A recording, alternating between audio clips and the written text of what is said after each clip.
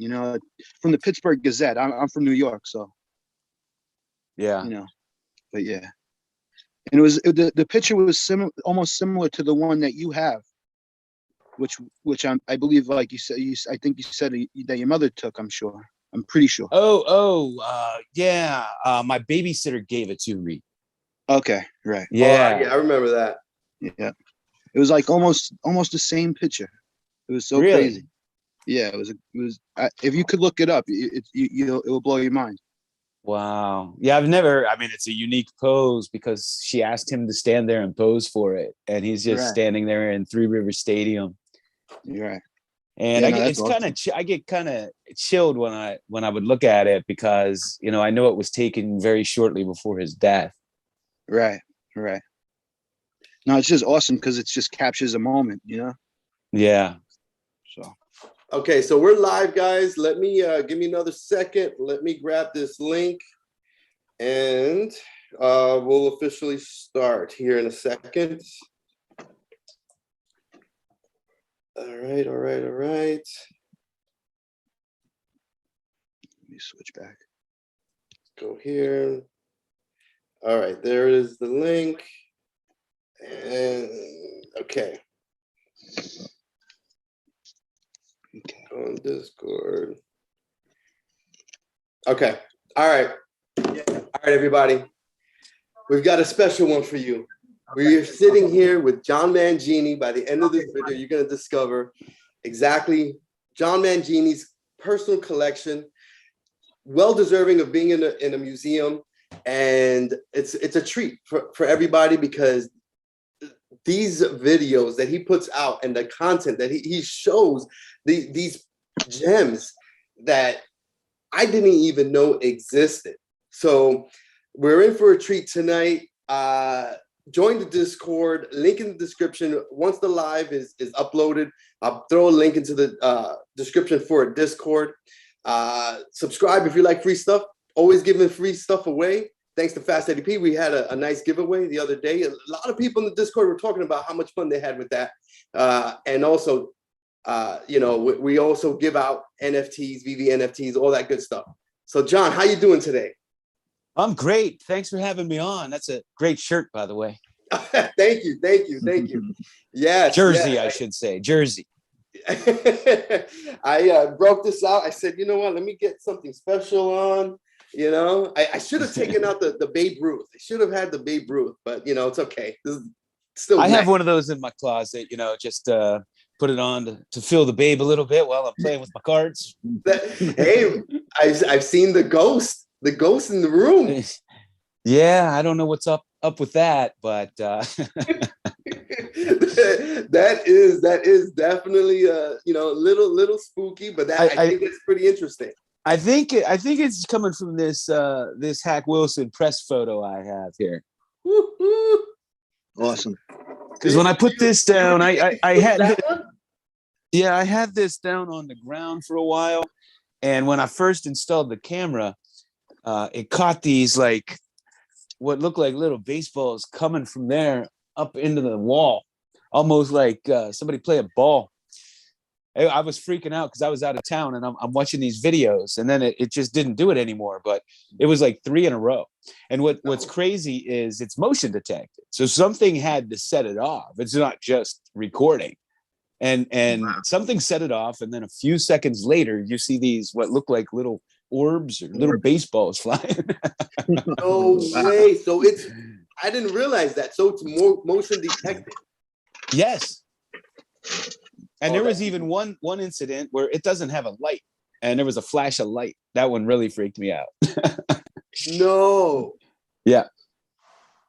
That is. You see, but I've caught them over and over again. But like I said, the odd thing, people say they're dust mites or they're this or they're that. Well, the thing is the room's closed off. It's pitch black, and you know, it only happens on rare occasions. So if it was all these dust mites in here, it would happen all the time. And there's something setting off ahead of time because it's always, several seconds after it starts recording, which is crazy. But anyway, we're not here to talk about my ghosts. They're protecting their collection. Hey, I like that. I like to think maybe it's some of the players, or maybe it's one of the things I like to collect are stamp backs. I don't know if you're familiar with these. It's a little niche in the hobby where back in like the early 1900s and back a long time ago, people used to put stamps on the back of their cards, or they would write a specific letter, and they would put that on all their collection. And so it's this little niche, and I try to do it. I've managed to do it once, and I have others where you try to reconnect somebody's collection. So you try to find the same stamp backs and bring those cards back together. Oh, wow. That's awesome. And it's really an amazing thing because, it throws grading out the window, because if it has any kind of mark on it, it's automatically a low grade. Yep. So, it's a total with the grading craze. A lot of people wouldn't even want to do that. But as a collector and as somebody that's interested in the history and interested in, like, when I get a card, it's like, I like to think about who had this card back in the day. Like with T206 tobacco cards, kids used to stand out in front of stores and beg guys who were buying cigarettes if they could have the card out of that package. And they were just cherished by somebody. So to bring somebody's collection back, even if it's a few cards or 2 cards, is really quite amazing to me. Wow. Going back to the ghost, I'm sorry, I know we moved on, but Lou Rock in the chat says that he says legit that room is straight up ghost, that the room is 10 degrees cooler. and he said he can attest because he's been in that room. Yeah, I made him get naked. It was like when you get when you ever see them in the movies when they're doing the drugs and they make them get naked so they can't steal any drugs or money. We had a lot of fun. It looked that way, man. So, all right. So, you know what? Let's get started. And we're going to just, go just kind of freestyle. Before we officially ask the first question, every live, I like to show a special card of mine. And I know that Roberto Clemente is one of your favorite players. So I had to break out the 1955 Topps Roberto Clemente PSA grade. Beauty. Yeah, oh man, very, very nice. Definitely one of my favorite cards. So this is the Caliente card of the day, of the night here. Okay, so, let me show you. Let me show you a Clemente because I just got it. I just did a video today on it. So these are very rare. PSA has only ever graded one. These were Rawlings advisory. They were advisory staff photos. They ran from like 1950 to 1970, and they were used as displays where the player would prominently show the glove or a piece of Rawlings equipment, mostly a glove. And this is kind of a unique pose for him, but you could see him holding that glove up there. Awesome. Wow. But I guess these were just like in stores. I don't think they were given away, and I think that's why they're so rare. But for whatever reason, they haven't lasted a long time. Now, one of the questions I've always had for you is like, where do you find something like that? So, I mean, I just my go-to since it came out has mostly been eBay, and then I found a lot of stuff on Facebook. When Facebook came out, there were a lot of card groups and a lot of people, selling cards on there, card shows. Yeah. When I was growing up, you could only, there was no eBay, there was no internet, and you couldn't find vintage cards anywhere. The only place you could really find them, if you weren't connected to the big shows and the community, there was certainly a card community back then, but was flea markets. And so I would go to the flea markets. I grew up, I was just a baseball fanatic, and I was a card fanatic from the time I was a very little kid. And because I was a baseball fanatic, I would read everything. That's the only thing I read. And I would go to the bookstore, and I'd always beg my mom for a baseball book, and she'd buy it for me because she knew that was how I was going to learn to read, because it's the only thing I read. I didn't read any books in school or anything. But if you gave me a baseball book, front to cover, in the 5th grade, I remember we had this beat up little book on Roberto Clemente, and every recess I would sit there and I would read it. And finally, one day, the teacher just handed it to me. She's like, "Just take it home with you. I'm tired of watching you read that book." That's nice. So, so I knew all about the old players, and I was fascinated, with that old era and all the records and that the other kids my age didn't know. So when we would go to the flea market, I was picking up, Mantle and Koufax and Aaron and Mays, and they were picking up Steve Garvey and those kinds of players. And I collected them too, but I could get those out of packs. I was drawn to the players my dad used to tell me about. And, back then you get like $7 for a Koufax card or something, which was a lot of money to a kid, but I would just buy whatever I could get my hands on, and I couldn't be too picky, right? Because I didn't find them. I remember the first time I saw a Lou Brock rookie card. Man, I wanted that so bad, but it was a little pricey for the time. And I remember it was $22, and that was like a fortune to me. I'd never paid that much for a baseball card. And I passed up the first one, and I went to another flea market, finally found one, finally saved up the money and pulled the trigger and got it. And so I ended up with a very large vintage collection by the time I was in junior high. Wow. That's amazing. By the time you were in junior high, you had a large vintage collection. That's crazy.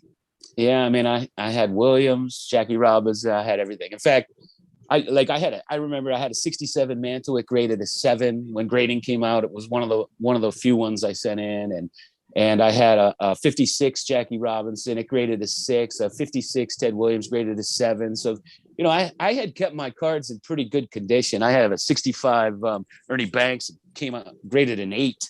Nice. They were like money to me and my friends growing up. They were more valuable than money. Absolutely. I spent every penny on cards. Hey, I'm sure it's paid dividends, because some of these cards are small fortune. Absolutely. Brandon Z, I see you in the chat. Absolutely. Thanks for joining. I've got a link to Mangini collection pinned on top in the chat. So please go ahead as you guys come in, follow him. Absolutely amazing collection. We're in for a treat, and I'm going to go ahead and ask the first question that I wanted to ask. You mentioned your mom. Where your parents? Where are they from originally? We're from my family's from Western Pennsylvania, outside of Pittsburgh. My mom grew up in a little town called Vandergrift. It's actually where the movie I Am Number 4 was filmed, and my dad grew up in Jeanette.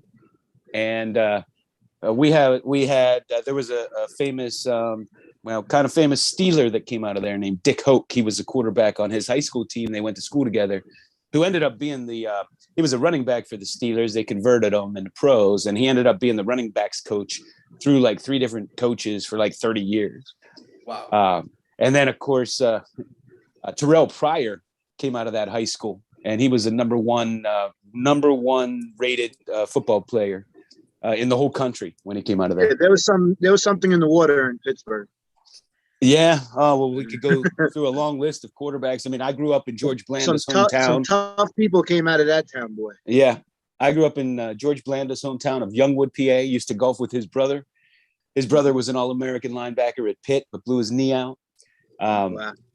Stan Musial was right down the road. Joe Montana was from right down the road. Heavyweight champ Michael Moore was from right down the road. Arnold Palmer was from right near me. Yeah, there were a lot of athletes came out of there. Ken Griffey Jr. was born down there, and of course his father. Yeah, no joke. A lot of talent. Like what Eddie said, it's something in the water for sure. Yeah, and interesting. There was another guy there. Just an interesting side story. Bruce Del Canton, who was a knuckleball pitcher, and he taught Tim Wakefield how to throw it in the minors, because Tim Wakefield realized he wasn't going to make the pros as a position player, and he had him teach him how to throw the knuckler. Wow! And the Yankees the Yankees had a tough time against Wakefield. Everybody had a tough time against Wakefield. I'll tell you, in the 90 or 91, what was it, 91 or 92 or both, those playoff games with the Pirates versus Atlanta. They went to 7 games. They went down to the last out every time. And but they couldn't touch Wakefield. He won every game he pitched. Wow. Yeah, man. No joke. So I saw him. I was at spring training and I saw him. I was getting some signatures. I have a ball up there. And I went up to him and I said, I want you to sign this where you hold your knuckle. And he did. So that's one of my favorite pieces. That's awesome. I was a huge Wakefield fan. Yeah, man. That's a rookie card that I don't have. I have to go through my collection. I'm pretty sure I have a Wakefield auto. You have a Wakefield? Yeah. Yeah, and I'm big into autos. So you know what? Again, another card. He put. I'm gonna make a note. Wakefield. He's making a want list as we go. Oh yeah. I mean, it's constant. It's always growing. So that's interesting. I used to years ago. I pulled this out. I discovered it. Years ago, I had put together, a notebook with all my players that I wanted. I saw that video. Cards, but you found it. Yeah, and I got it after years, and I'm going through it, and I'm like checking them all off. I got this. I got that. I got this. I got that. It was like I got almost every single one of them. I was surprised to see that. That's awesome. Yeah, I write it down and I put it on an Excel sheet. I have it color coded. It's next level. It's crazy. So all right. So growing up, what cartoons were you into back then? Oh, what cartoons? Hey, nobody's ever asked me that question before. So my favorite was Scooby-Doo. That was my favorite cartoon growing up. Of course, I liked the Hanna-Barbera with where they used to do the chases with what was that dog's name? Smutly or Smedley or something. Scrappy? No. You remember the Hanna-Barbera used to do the car chases. Oh, I'm too In fact, young. South Park did a spoof on that. Anyway. Yeah, I'm sure you are. But Scooby-Doo was my favorite cartoon growing up. I liked Bugs Bunny too. But of course, that was before my time. I'm not that old. But I saw the reruns. So, all right. So obviously you mentioned that you collected sport cards. Was it strictly just baseball, or did you collect hockey, basketball? So I would buy whatever cards I could get my hands on. Of course, baseball was the most popular and the easiest to find, but I would also buy football cards. I remember buying packs of basketball. I think it was 79, the one with the circle, 78 or 79. And I remember buying hockey cards, and I didn't even know any of the players because growing up in Pittsburgh, the Penguins were terrible. And it wasn't until Mario Lemieux came that anybody really paid attention to hockey. We had Rick Kehoe and Sal Apps, and we had some decent players, but nobody in Pittsburgh watched hockey, right? Until Lemieux came. Now it's as big as any other sport. But I would buy whatever I found. I remember they remade Elvis cards. I always have some of those, and I was enamored with all the cards. But it was the sports cards and specifically the baseball that I was really into. In fact, at one point, I think we all go through this where you're like, I can't collect everything. Let me narrow my focus. And so at one point, I had traded all my football cards for baseball cards. And I was like, I just can't pursue everything. I'm just going to collect baseball. So years later, I spent a lot of time rebuilding my vintage football collection. And now I have a rather large one. Okay. All right. So I know you spent a lot of time buying these cards. Were you just focused on the cards, or did you also have some toys that you were into also when you were a kid growing up? I mean, I did Nerf basketball. I was an only child, so I would play that by myself for years. I remember when I was little, I watched there was a movie called The Fish That Saved Pittsburgh, and it starred Dr. J. And I have his poster hanging up. Dr. J was my favorite basketball player. So I had it, and it was in Pittsburgh, right? And I would sit there and pretend like I was Dr. J in that movie and play my Nerf basketball. But I played sports. I grew up in the country. We had a field for everything. We had one field for football, one for baseball, and then we had a neighbor put up a basketball hoop on the road. It was literally on our road, and so you had to stop anytime a car came.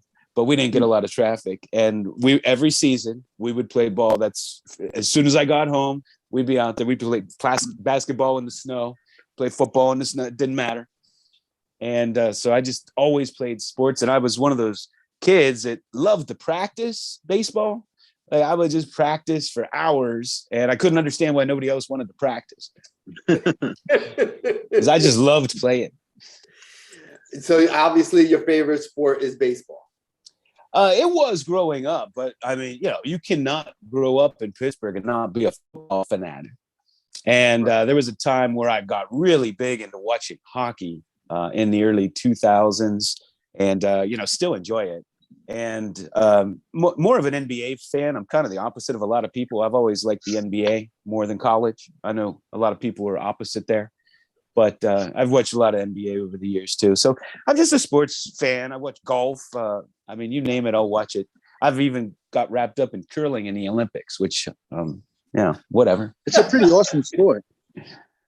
Yeah. There's a nuance to everything. It's like, I didn't really, my grandfather was a big golfer, and my dad, and they would watch golf, and I would be so bored. But once I started playing golf, oh my God, I'd sit there and watch it for hours, because, you understand the nuances. And I like to watch tennis, mostly women's tennis, though. Not that into men's, but. So, all right. So do you remember the very first time you got like your first pack of baseball cards, or if it was a single card or so talk to us about that, because that's got to be something special. Well, I remember the first pack I ever opened, believe it or not. I don't remember who I got in there, but I can envision the cards, and I was a little kid. My mom always claims that she bought me my first cards when I was 2 years old. I don't remember buying them that early, but I do. I have a distinct memory of going to a little, convenience store with her. And this is kind of before the Sheetz and 7-Elevens were so popular. They were more in the big cities. And so these were it was a little private store. And it was 1973 Topps baseball. And I still remember like the design. And I had a babysitter back then. And one day she came over because she knew I liked cards. And she brought me a big shoebox full of 1971 and 72 cards. And I think there were some 73s. And those were amazing to me because I had never seen those. Those were vintage to me at the time, even though they were 1 year before or 2 years before. And so that's it. The first rookie card I remember chasing, and they weren't called a rookie card at the time, right? That term didn't exist, but was Dave Parker in 74. And we just wanted him because he was the hot young player in Pittsburgh. Wow, man. So, you did mention that you invested in a car that was $22 back in the days, and you were a young kid. How did you get the money to Well, I wouldn't say invested. I mean, I didn't consider it an investment. I just, I was a baseball fan. I was a card fan, and that card was worth more to me than the $22 I had saved up from birthday gifts and whatever. I don't even know where I got the money. I mean, I don't. But when I got older, I started working when I was like 13 years old. So I always had some cash on me, and I would spend it. We used to dig up change, and my little town was like, it was like a mile through the woods. And in the summers, my friend and I, we would scrounge up whatever change we could. Now you have to understand, a pack of baseball cards back then was like 25 cents. So we would get our parents' change or whatever, walk through the woods, and his sister, she smoked. And back then they would just sell cigarettes to anybody. And so she was just a little older than us. She was substantially older than us. She was like early high school or in high school or something like that. And she would pay us to get her cigarettes when we buy the baseball cards and bring them back to her because she didn't want to walk a mile. And so we would do that. And they'd be like, "Are these cigarettes for you?" And we'd be like, "No, they're for his older sister." And the woman would be like, "Okay," and she'd sell them to you. It was ridiculous. But anyway, that's what we did. Anytime we had some extra change, we would walk down almost every day in the summer. We'd come up with something. So you did whatever it took. I remember opening 1978 baseball cards like it was yesterday. I remember pulling the Dave Parker there too. No. Anytime if I'd see a pirate, it didn't matter if he was a utility player, whatever. If it was a pirate, I was all excited. Wow. Okay. All right. So I'm curious. This is a question that is not sport card related at all, but I'm curious. Top 3 movies of all time. Oh, that is so hard for me because there's so many great ones. I'll tell you, one of my all-time favorites, I just love the movie, is A History of Violence. Of course, love The Godfather. The second one's better. Let's see here. And you're putting me on the spot. I have so many that I like. There are certain movies, if they're on, I'll watch them. I gotcha. Growing up, Coming to America was my favorite movie. I must have seen that 32 times. Oh, funny. McDoodles, movie. McDowell's. Yeah. But then I don't know, they had a new one that came out a few months ago. It was okay. But it's just, I went into it expecting, I guess, too much. Well, I mean, I'm with you. I mean, it wasn't as good as the original, but I think they kept, like a lot of these movies that they remake, like Charlie's Angels or whatever, they lose the total feel for what it was. Like they should name it something else because it is no longer that movie. You know what I mean? Right. But with Coming to America, they kept the integrity of the original, I thought. And so I was happy about that. It wasn't a totally different kind of vibe. I agree. It's kind of hard to beat mid 80s Eddie Murphy. I mean, yeah, he was on a different level, different plateau. Yes, he was at that time. Absolutely.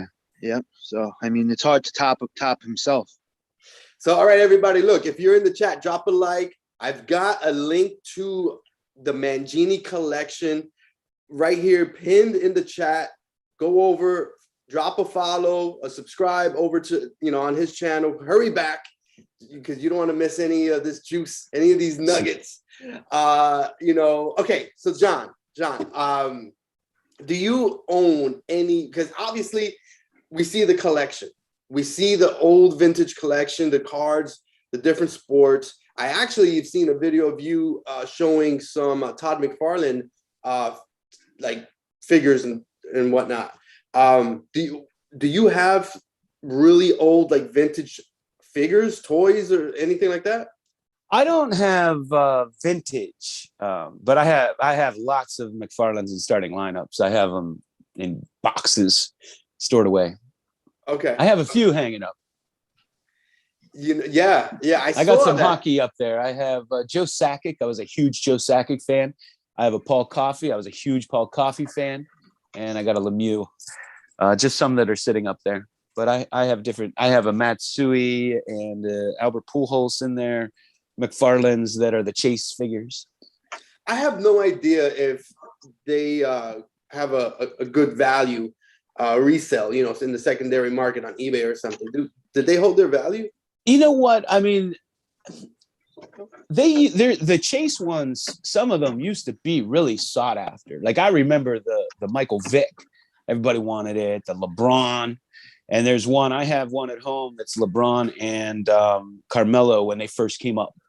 And it's like each of them, it's a dual one. They started making those. I have a extra large Jerome Bettis. It's like this big. Yeah.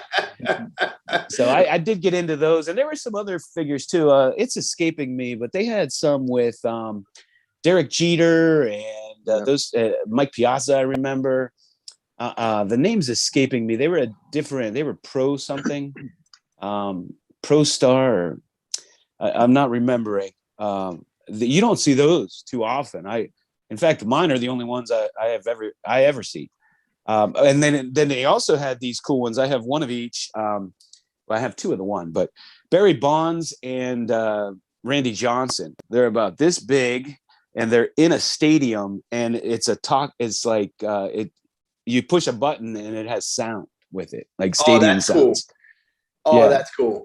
And I've never pushed the buttons because I didn't know if you could wear that out or what? So I've just never even touched it.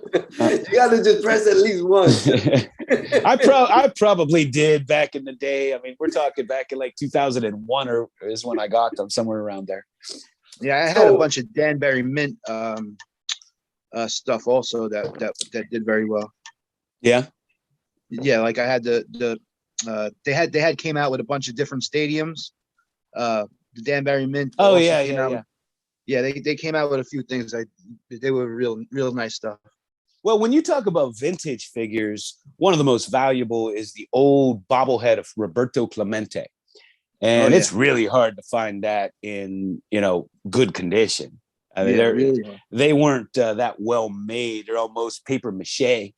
And then of course, the Heartlands, a lot of people were into the Heartlands. And there have been times where I thought about moving in that direction, but I'm mostly a card guy, and I start going down these rabbit holes, and I'm sure people listening do the same thing. And before you know it, you have a big collection of something other than cards.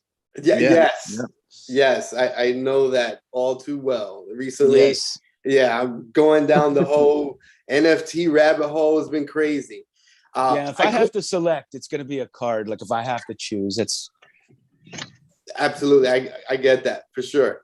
A question came in on the chat from Ray from Philly. He's asking who's going to the National in Atlantic City. Ray, my man. I'm planning on coming to Philadelphia. See you. But I'm planning on going to the National. Yeah, Eddie? I owe you lunch that day. Yeah, with a Jack and Coke, you said. Yeah, right? Exactly. Yeah, a double. I was going to make it a double. She said I could only have one. Man, man, I was dying. Eddie said one drink, only one drink. We'll make it a double. I'll buy you the drinks. I'll tell you, I can't wait till the National. It will be my first one, so. It'll be my first one too. I've never been to one. Yeah. Yes, it looks cool. So John, well, obviously you have such an extensive collection. What pieces? You don't have to give me one or whatever, but what are your most valuable? You don't have to give me the most, but some that have some good value associated to them. I mean, to be honest with you, I don't even, you're not going to believe this. People don't believe me, but I don't keep up with the prices. And over the last 2 years, I mean, God only knows. I look at some cards and what they're selling for, and I'm like, I have that, but I had no idea it was going for that. You know what I mean? Like, it's just crazy. I could understand that. A lot of the cards from the early 90s and late 80s that I always wrote off that you could buy anytime for next to nothing, all of a sudden those are starting to sell for a decent amount of money. Like a card that you couldn't even give away selling for $100 now.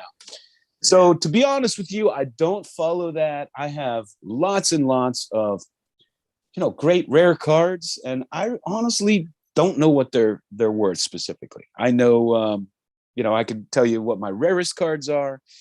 And I know your channel is kind of you talk maybe investments and so forth, but that's just not something that I ever discuss or think about really. I know the price of cards at 2 times. If I'm buying one, I research and figure out what's a fair price, and if I'm selling one, I research and figure out what's a good price to sell it for, and that's it. And that's God's truth. Like in the old days, you get the price guides, and every month it would come out. You think, 25 cents, $1.25, it's up. Right. But I don't do that anymore. There's a lot of cards you have, John, that are not that you really can't put a price on at the moment. There's no comps. You have to send them. That's very true.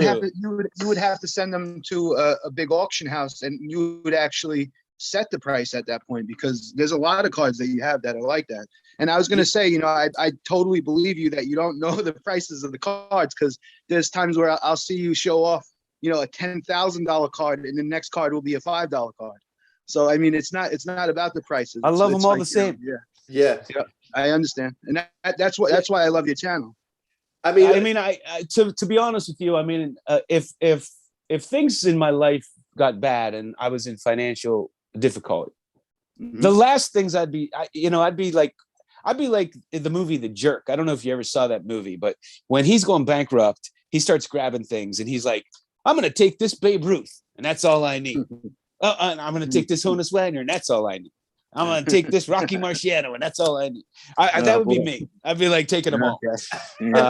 I would sell my car. I would sell whatever I could sell first before my card. So what my point is in all likelihood, it's going to be my family, or, if I could donate them or something like that, that's going to end up with them. And so I don't really care what they're valued at. I have them insured for a good amount of money.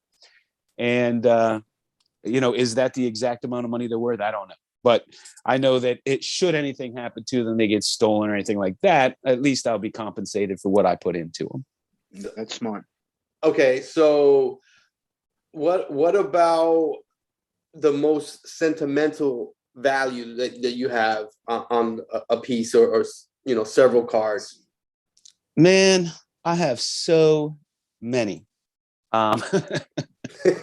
What you have to understand is I have, over 100,000 cards. Holy moly. With very few doubles. Because over the years, back in the day, I would sell my doubles to help me buy something else. Right. I'm at the point in my life now where I don't necessarily have to do that. I can still buy new stuff. But at one point, I had to sell, doubles to be able to get some of the purchases that I wanted to make. But I mean, I have so many. I have this, some of my favorites I have laying around. One of the things that's the most precious to me, and what you have to understand is I started collecting long before grading even existed. And it would cost me about $1 million to grade all my cards. Holy crap. Which is insane. Yeah. So obviously I have a lot of raw cards from when I was young. And even in the early days of grading, I only sent in a select few, just to give it a try, because I wasn't even sure I was into it, And as of today, I'm not even sure I'm into it, but it is what it is. But this is one of my absolute favorites because I remember I wanted this as a kid, and it was $150. I saw one and one only in my lifetime, and it was $150, which was just an incredible amount of money back then. And so when I got older, I found a nice one. It's a 1909. I guess they're 1909 to 11. Colgan's chips, and it's of Honus Wagner. Wow.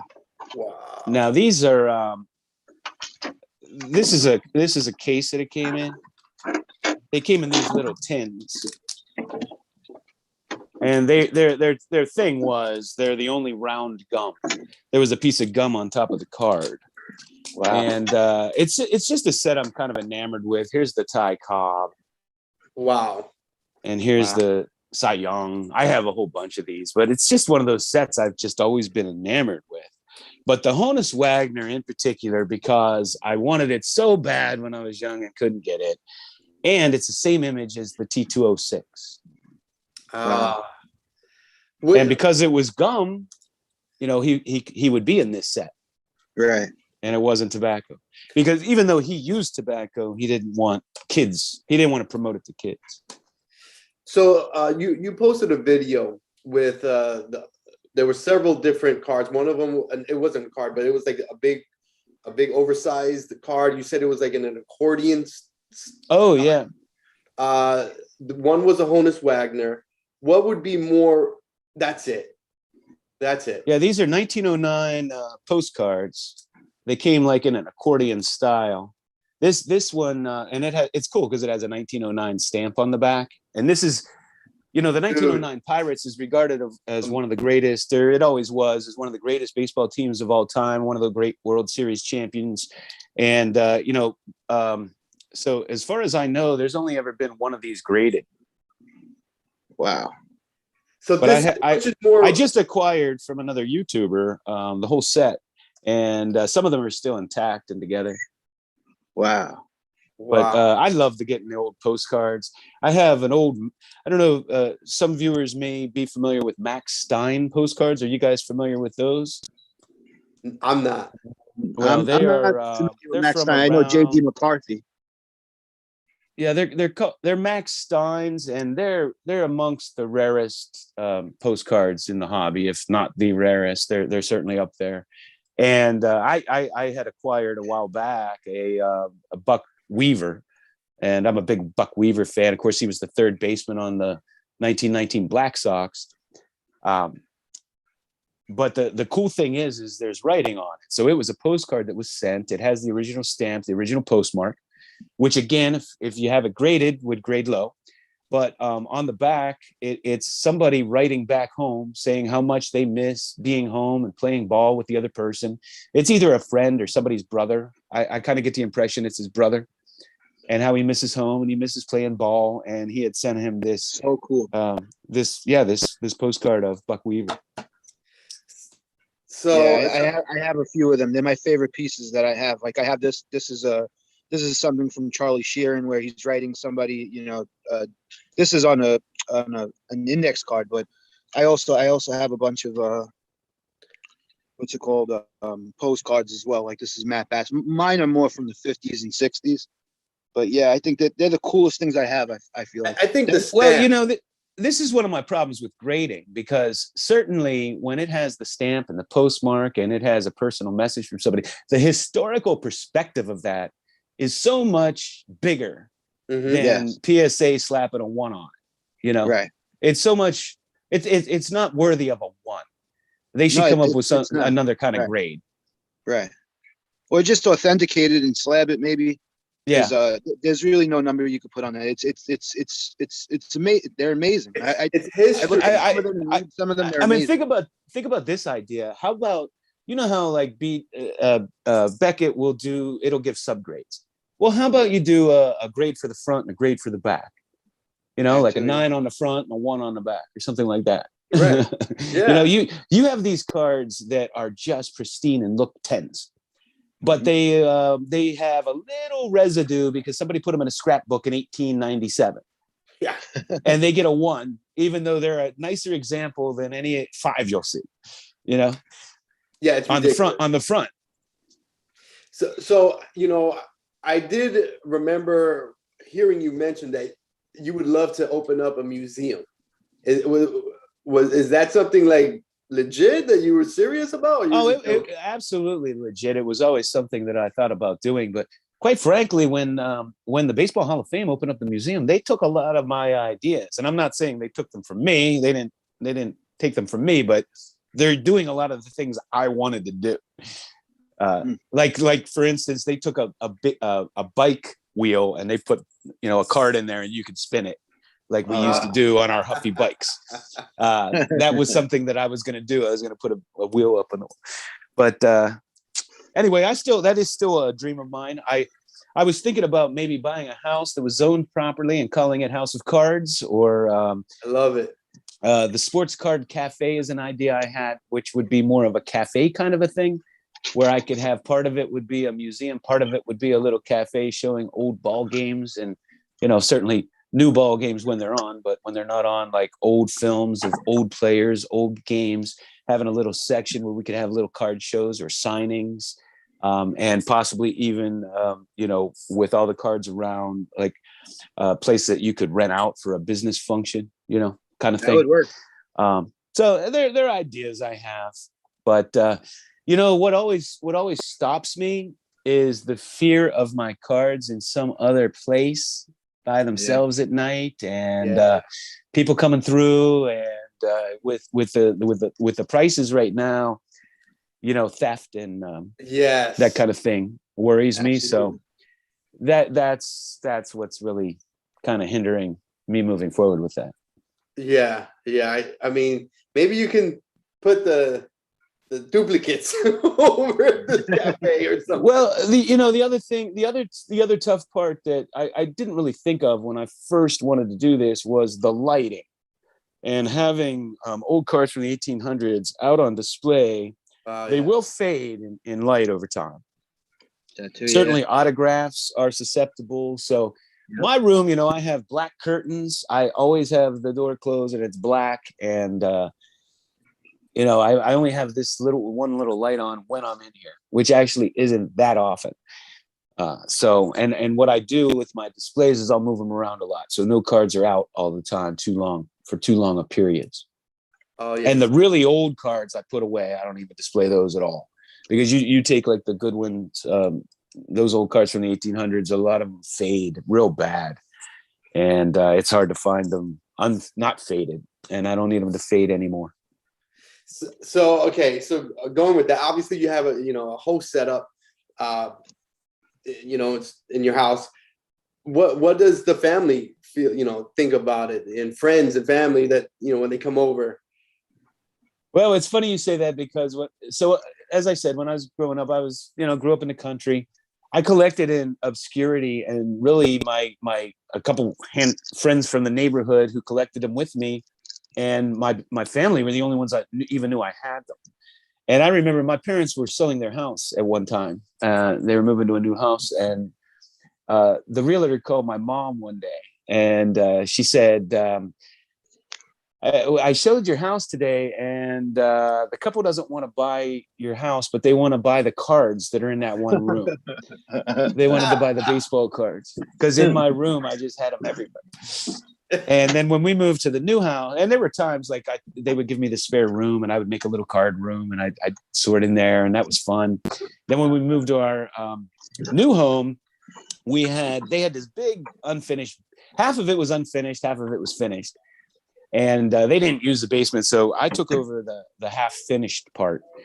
And I had a little museum down there. I would do things like I took like a briefcase, and I opened it up, and I would have all my tobacco cards in there, and I'd have shoe boxes, and I'd have these little displays. And when my family would come over, they'd always want to go downstairs and check out my collection, and we'd stay down there for long periods of time and talk sports and show these players, especially Pittsburgh. So I have very fond memories with my family coming over and sharing in my collection. Okay, that's cool. That's cool. They support it. But a funny comment by the chosen roster. First, earlier, when you were showing the Honus Wagner, he said, "Where are the white gloves?" There you go. Okay. Yeah, and he just mentioned the YouTube family fully supports the room. All right, I'll show you what I think is the rarest Satchel Paige card. Woo! Very nice. This is 1962, right? 62. Pittsburgh exhibit. These were given out at Kennywood Park. And there's some of the rarest cards. Wow. I would love to have the Clemente in here. I've never even put my eyes on it. PSA's only graded 4 of these. Wow. Has PSA ever graded a Clemente? You know what? I don't know. I have to check. Very interesting. Wow. And now the chosen roster, my man Sean, he turned me on to these, and he had sent me one. And when I was looking at it, I found this one, which I liked even better. These are really, really impossible to find. And it's the only baseball card I know that the wrapper of the candy is the card. Oh, this yes, is I remember when you this is a Jimmy it. Fox. This is fire. This right here. That, like, how the heck? Yeah, it's a 19. It's an Overland candy. I need my glasses, my man. No, oh man, yeah. 1936 Overland Candy Corp. Wow. The thing is for them to open it that way, where they were careful, right? And we're talking back then. Most of the ones you will find are cut off here. I mean, you don't find them in full condition. Like they just like opened it at the top. But here's the interesting thing, and another disadvantage of grading is this is probably the finest example you'd ever find in your life. But because you have to open the package, right? Right. It's automatically going to be a 1.5 or 1. Automatically, because you have to open the package to get the candy out when they were a kid. So you're never going to find one higher. And most of them are cut off. So this is actually the full thing. And what's it get? A 1.5. But That's a shame. but That like makes you're it not a you're not 10. doing the card justice. I always think that you should grading companies should grade it based on what it is. This is not Absolutely. a Prism card you're pulling out in 2021. It wasn't pristine when you bought it. So Right. I think there should be a grading scale based on what it is. Like you're never gonna find a T206 in a 10. They didn't come out of the cigarette pack in a 10 Right. because they were soft cigarette packs. They don't right? even have a listing at 10 on Yeah, a you know, 10. when I see a 7 or higher in a tobacco card, I gotta question it. Yeah. I mean, like I have a card from the Black Swamp Find. I have the 3-finger brown. Now that makes sense. Those were never distributed. They were. It was a guy that had a store and he had a box of samples that he never opened. So Right. yeah, you could. Yeah, now they flooded the market with all these high grade ones. But you know, a T206, it came in a cigarette pack. Didn't come out of the pack a 10 or a 9 or an 8. Exactly. Right. Elite Hunters is saying to tell you James. to do propaganda, Montiel. Yeah, he has to say it, man. He's the one that says it. 1947 Cuban cards. So we're talking about some super rare cards. What is your Grail card? What is the like? Boom! You can wish it one card. It's yours right now. That I don't have. Yes. Well, the T206 Wagner. The T206 Wagner. Okay. Yeah, I mean, I'd trade you 1052 Mickey Mantles for a T206 Wagner. man. Really? That's the one card for me. For you. For me. Yep. Right. Wow. I mean, one sold for what was it earlier this 6 year? million. 6 million. 6 I think million. it was 6 million. Yeah, it was 6 million. Yeah.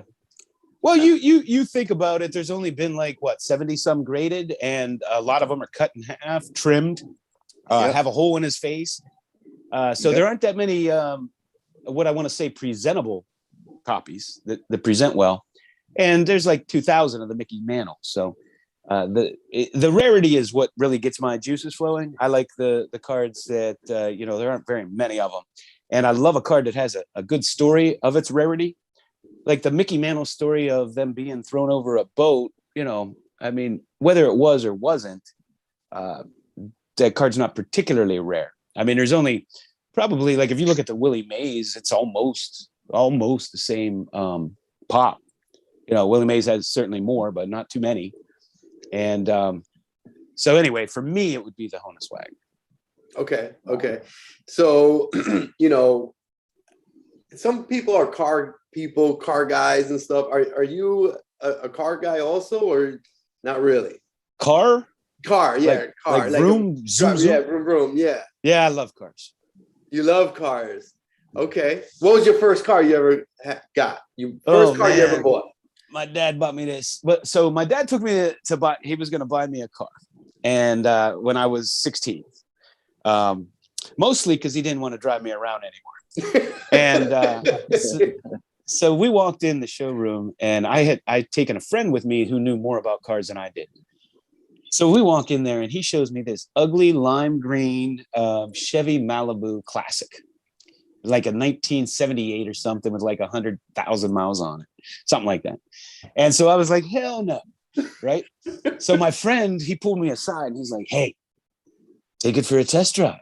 And I'm like, it's a fast car. I said, why? This thing's ugly as hell. So he's like, just trust me, take it for a test drive. So we were on a hill, and we go up and we stop at the stop sign. So when we get there, he's like, this thing has a 305 2-barrel. It's the same engine that's in the Camaro. He says, light it up, floor it.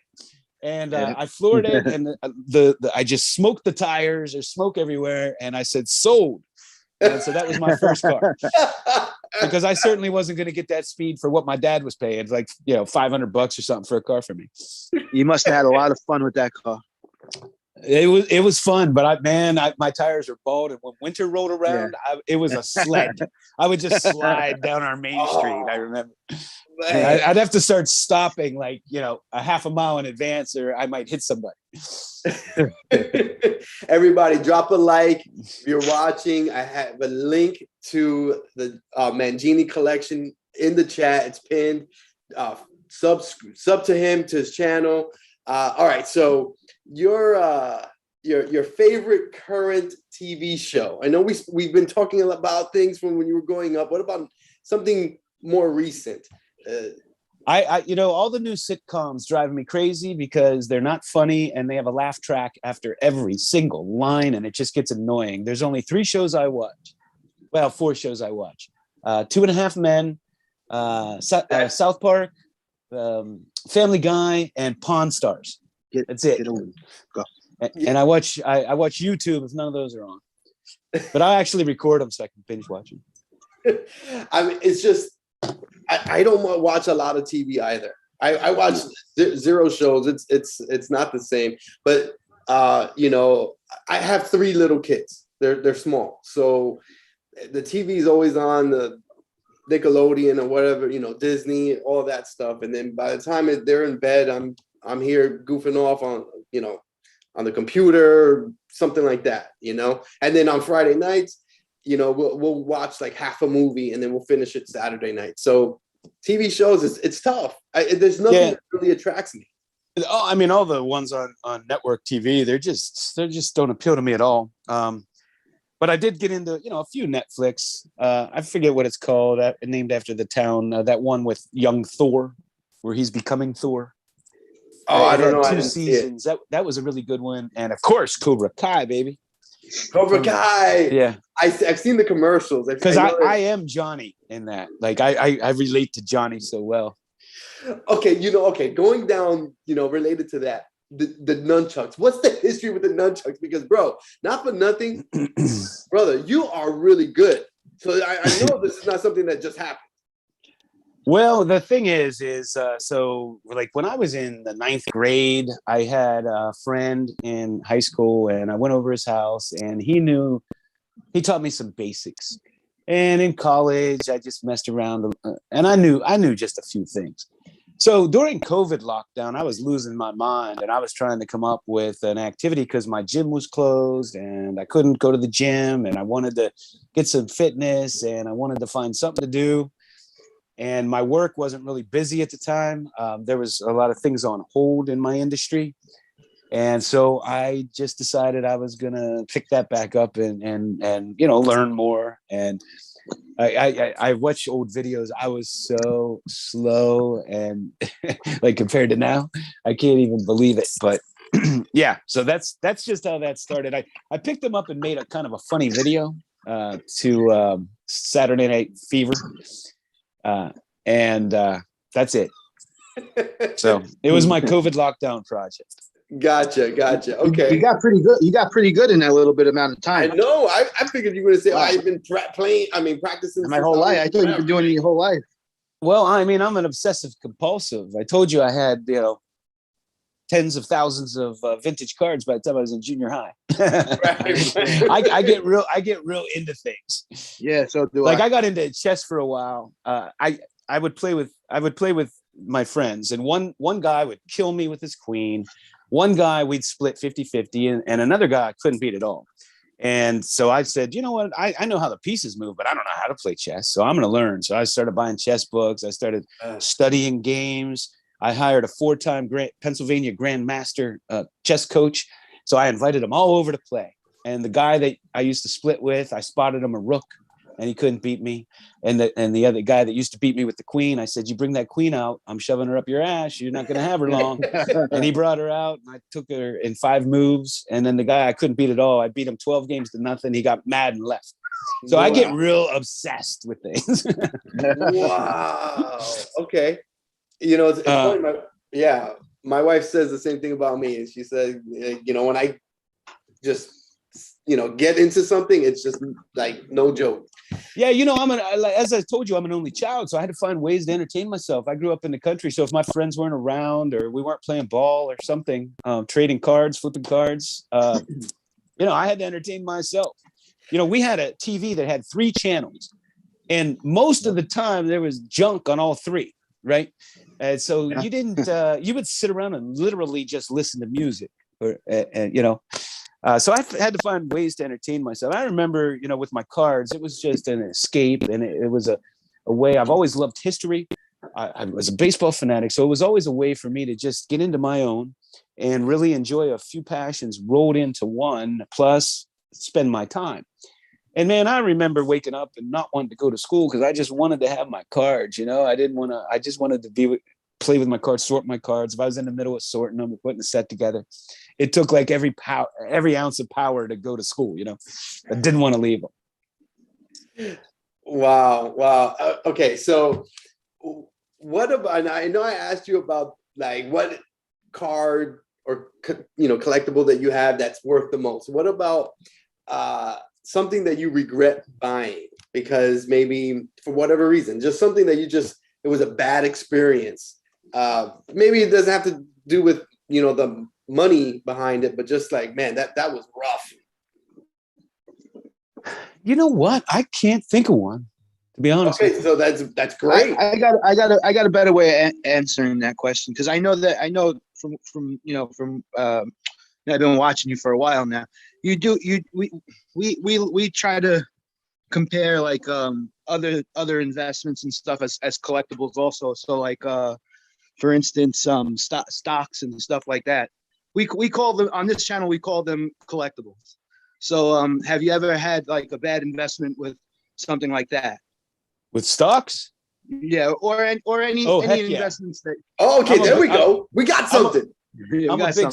I'm a big stock investor. So, right. I've been doing it now for like 20 years. Right. And I certainly made mistakes. I remember I was holding a mortgage company. Forget the name of it now, but it paid a monster dividend. And I love to invest in dividends. And when the real estate collapse happened, I remember I was down several $1,000s before the bell even rang. I was calling my broker and I couldn't sell it fast enough, praying that he answered, and he sold it. And it ended up being one of my best trades ever, because it ended up going to zero. And I got out of it at I think it was $18. So I could have lost a lot more. Okay. Thank God. But, I'm of the belief that there's no bad experiences, because whatever experience you go through, makes you stronger. Like Nietzsche, his quote, "That which doesn't kill you makes you stronger." And Absolutely. you learn from it. And, I never made that mistake again. That's why I tend to stay away from the riskier things. I'm more of a Warren Buffett kind of investor, where I invest in things I understand. I understand how they make their money.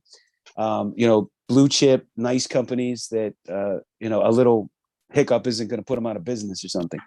Because I've seen a lot of those over the years. And that's why I'm always warning in the card market, nothing goes straight up. I mean, if you think about it, like it was only 2 years ago, Tesla had plummeted from over 800 to $135, right? Yeah. At one time, Amazon and Apple both went from their highs to $1. They were $1 stock. Amazon was $1 stock during the 2001 collapse.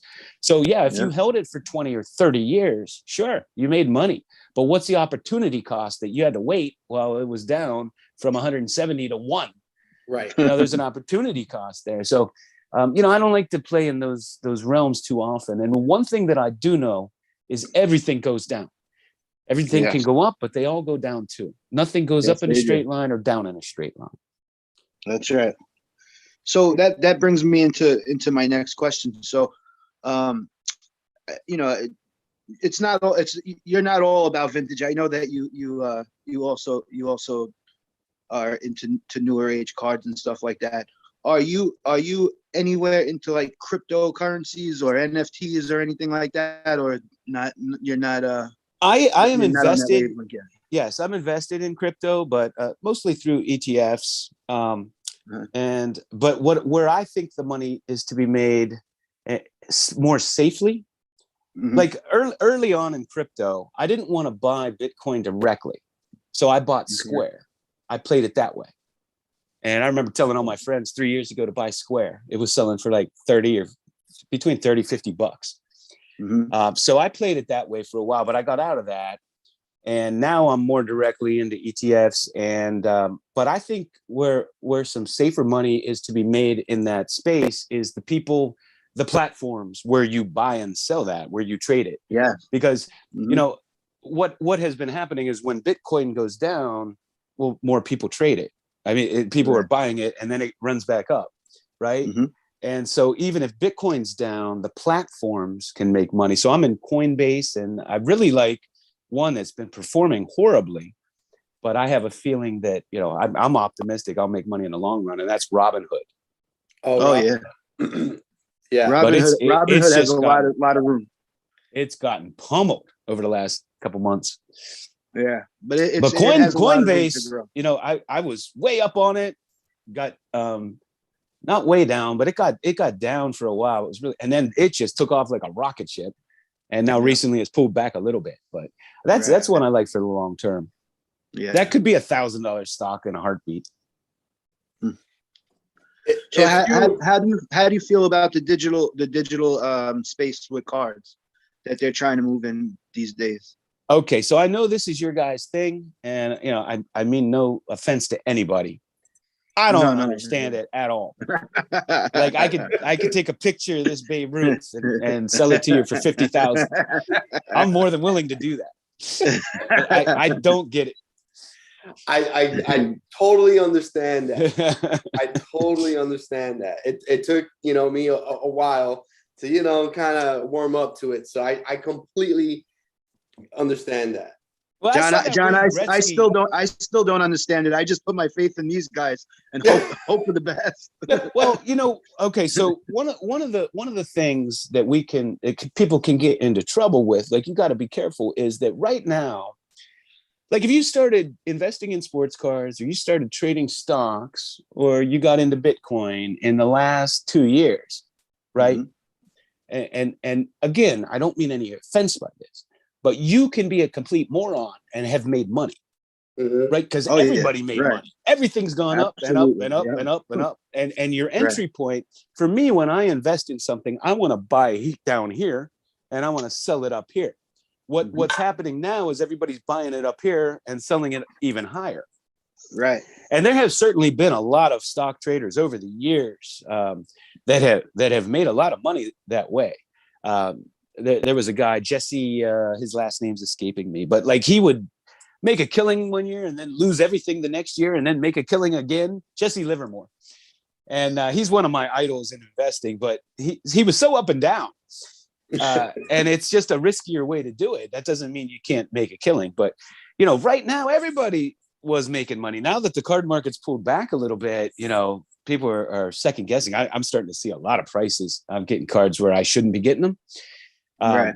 So you always have to be careful, because it's like during the housing boom, I see all my friends, and you know, I know finances, and you know, I take care of my money, and they're buying these interest only loans. They're taking these interest only loans and buying homes that are way too big, you know, more than they should be, right? Just to kind of keep up with the Joneses, and house prices are going up every day, and you can't go wrong. And what happened during the collapse? I mean, more foreclosures than ever in the history of the country, because you now have a $900,000 mortgage, interest only, that you didn't pay a damn penny towards your principal, that's now worth $700,000. And all of a sudden, you know, if interest rates bump up and you didn't take a fixed rate and it's variable, I mean, one little percentage, your payment might go up $500 a month. Yeah, you're screwed. And you already were strapped. Right. So they just walked away from their homes. Yep. And I was trying to tell my friends not to do that. I know friends that happened to. You know, don't. I remember during that time, my wife and I went we were buying a house, and we went to the bank. And when the bank told me how much money they would give me for a house, I looked at him and told him he was smoking crack. Because you're like, okay, you'll give me this, but I can't live. Like, can I have a car? Can I eat? Yeah, like I can afford the mortgage payment, but I can't afford anything else. How am I supposed to buy some baseball cards? Right, exactly. So, you know, you have to make your own decision. Don't listen to the bankers or what your friends are doing. Especially the bankers. Don't listen to them. So, John, I mean, again, you don't have to say what job you have, but what industry are you in? Because it seems like maybe it's in finances or something like that. No, it's not. That's just another passion of mine. But I'm in wireless telecom. I'm building 5G. Oh wow, that's what I work. Man, we gotta talk. We gotta talk. I'm in the wireless industry myself. Oh, you are? Yeah. Yeah, I've done everything from years ago, I started building cell sites like there. Like, That's what I did years ago. yeah, I built cell sites. Yeah, I and put up all kind of towers. that is hilarious. That is hilarious. I have an office gig now, but I work from home. But Me man, too. I had no idea. That is, man, I'm in shock right now. Wow. Okay. Well, going along those lines, I have a question. If you were going to be rich, like they were going to pay you whatever amount to be rich, whatever it is to be rich, but you had to work or manage a business or do something. You couldn't just collect the money. You had to do something. What would you do? What kind of job or what kind of business would you run? And it better not be building cell sites. I'll be honest with you. You know what? I'm beyond that. Like, I don't want to work for the man. I don't want to participate in corporate America, but I can't sing and I can't play football. I'm too small. Whatever. I'm too old. And so being an actor or something, you work real hard for a week or two and then you don't.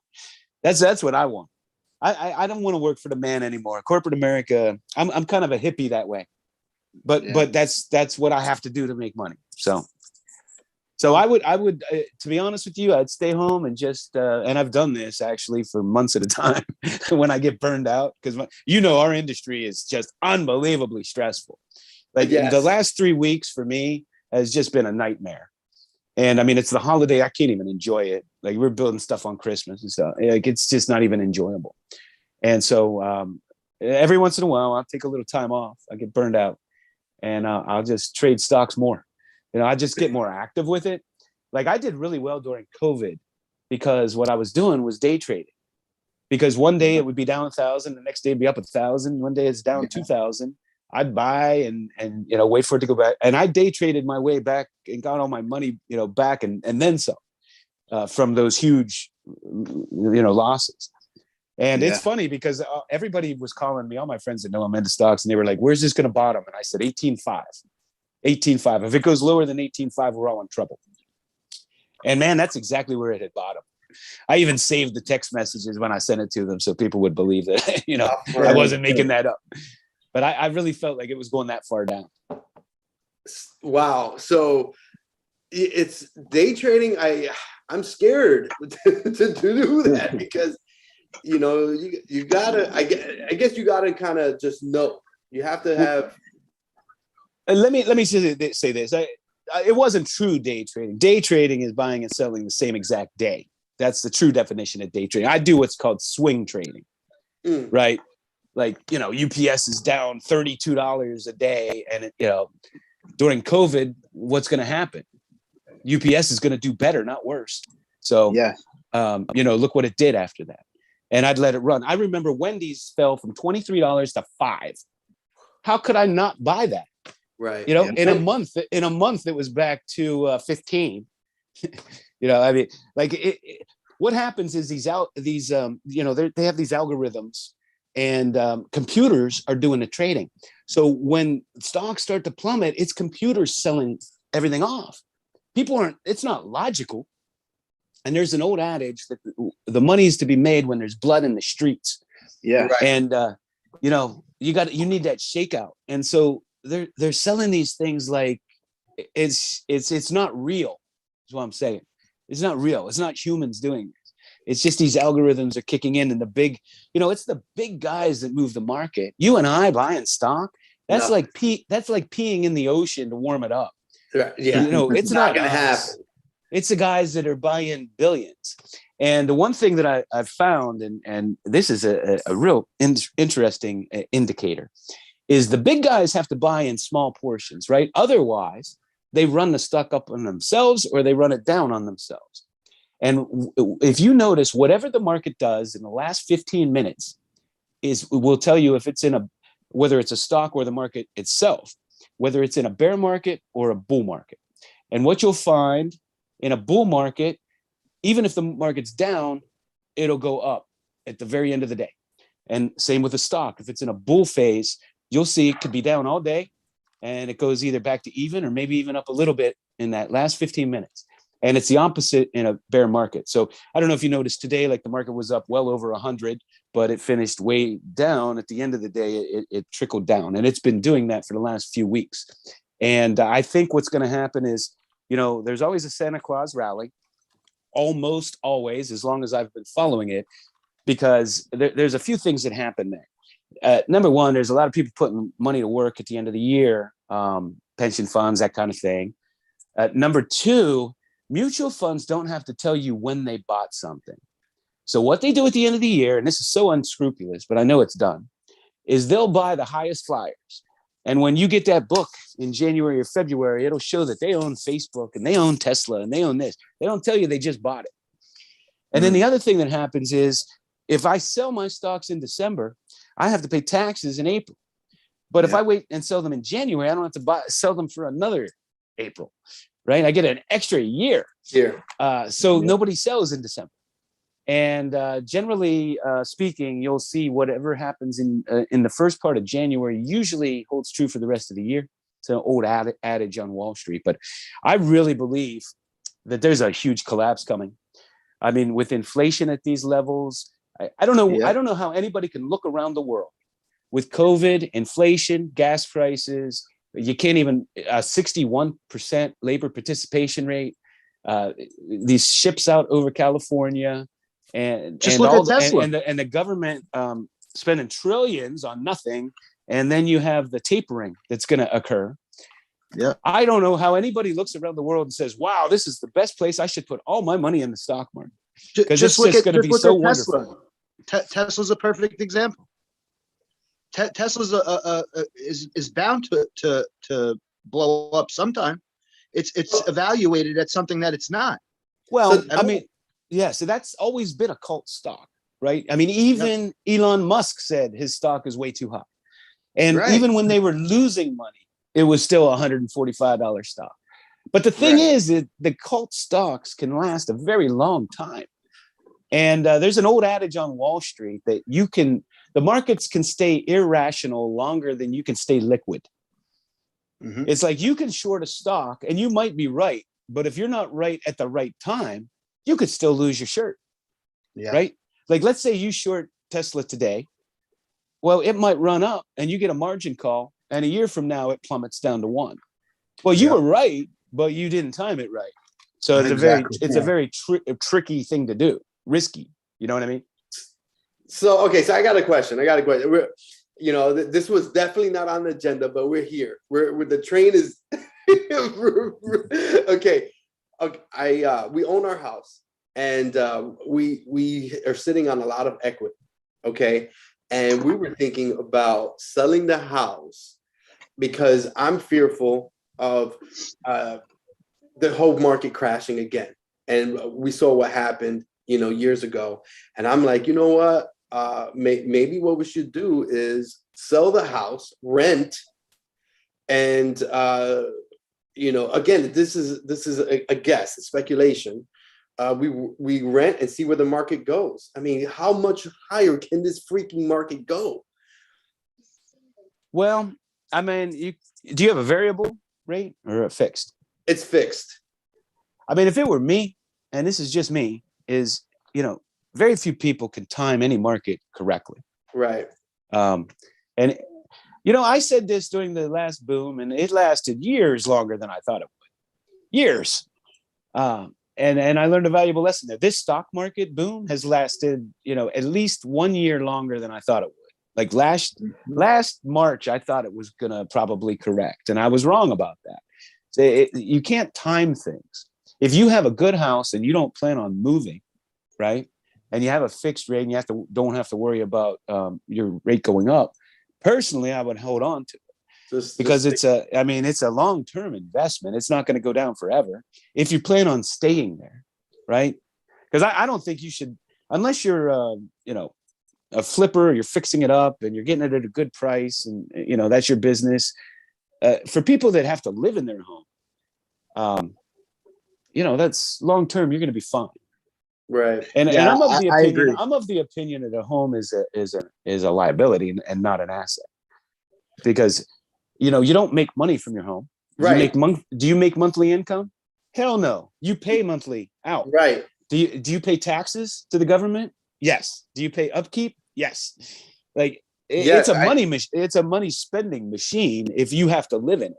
But on the other hand, you have to live somewhere. And why not live in your own home rather than renting from somebody else? Absolutely. I agree. Especially with 3 kids. Right. Yeah. Yeah. So okay. Favorite food? What, you're Italian, right? Is it Italian food? Absolutely. Spaghetti and meatballs, baby. Yeah. Some good eggplant parmesan. I like cheeseburgers, pizza. I eat like a 12-year-old. Mac and cheese. Okay. So if you're watching, drop a like. I've got John Mangini sitting down with us. We, John, we have a few more minutes. Absolutely. Okay, we have a few more minutes with John. I have his link to his channel pinned in the comment section. Go over there, drop him a sub, come back over here. We're going to go ahead and talk to him for a few more minutes, get to know him. And, if you don't know, he has an amazing personal collection of all types of vintage sports memorabilia, cards, a little bit of everything. So, okay. And a ton of great information to go along with it. Oh, forget it. Yeah. I mean, earlier when he was with what he was showing, it's like, damn. Yeah. That's one thing I want to say about him and his channel. I love history and I love cards. I love sports. So watching his channel is something that, like, John, you do something for the hobby that is a lost art. I mean, it's not being done anymore. Everything that we watch now is investment. It is. Everything is modern. There's no history involved anymore. There's no substance involved anymore. So watching you is like a breath of fresh air, and I thank you for it. Well, really. You know what? I appreciate that comment, because what I do is it's just about the cards. And like I said, when I was growing up, I couldn't find information on these cards, and I've learned a lot over the years. And I appreciated when I'd find an article and any kind of information, or somebody could share some history with me on players or card issues or whatever. And there's a lot of YouTubers I text with now. Sean Tieford, Elite Hunters, James, Lou Rock, the list goes on. But we share a lot of information. And so with my channel, I mean, it's just about cards. I just get on there and show cards and talk about the history and try to give information, because I know I appreciate it when I get that. And so when all this boom started happening and all these channels would come overnight and have 5,000 subscribers in a month, I mean, I struggle with the idea, like, should I be, what should I be doing? Should I do something different? And you know what I decided? I don't care. I don't care if I have 1,000 subs or 100 subs. I'm being true to myself. I'm being true to my hobby. And I want to show cards and talk about history. And that's what I want to do. And so I'm just sticking with that, because it's never about a business for me. I just did it as an afterthought one day. And so that's it. Now you see some of these financial ones struggling a bit, because all of a sudden, prices are going down, and they were trying to flip, and it's not working out for them all of a sudden. Right. But it's just funny. I mean, a lot of these guys, they have 10,000 subs, and they tell you all about sports cards, but they just started collecting 2 months ago. That kills me too. It does, and it's the truth. They just started. The most popular, look, everybody has their own thing, but the most popular are the channels that talk about, they'll go and buy a card for whatever, you've seen them, $20,000, and then they go and they flip it for 25, or and this and that. I mean, it's cool, whatever, but I can't tell you the last time I've watched one of those videos. I mean, it's cool at first, like, oh wow, that's really cool. But I've never flipped a card until a few months ago, earlier this year. you know, I never sold any of my cards because I wasn't a pack opener. I was a singles buyer. I would buy a single because again, Roberto, Clemente, obviously I want to have, I'm a collector, never would I sell this. You know what I mean? Yep. So it's something that I see those channels, as you mentioned, how they just went exploded. I'm like, it was rather surprising to me. And I know before that it was the pack rips, right? People, and that was something else I didn't really understand. Now, God bless anybody that's doing this, and anybody wants to what I do my thing, you do yours. Yeah, I'm not putting them down in any way. It's just I just never got. I was never that into watching people open packs. I find them just like mundane and long and boring to some extent, except for the ones that cut them out and just show you the highlights. Those are more interesting. However, when I'm thinking about a product, or I'm curious about whether I want to buy a product or something, those pack rips are very useful because you get to see, right. How many hits are they getting? What do the cards look like? Right. And so they're very useful. Like, yeah. They have their place. No doubt they have their place. But I'm with you. I mean, the investment thing, yeah, I mean, God bless you. You made that money. That's awesome. But, I don't know how much fun it is for somebody else to watch somebody else make money. I don't know. It's so maybe I'm missing unrealistic something to an extent. It's very unrealistic to an extent. I mean, look, I bought a very large collection in 2018. I always was into sports cards. I like a very, very large collection. And this was before the boom.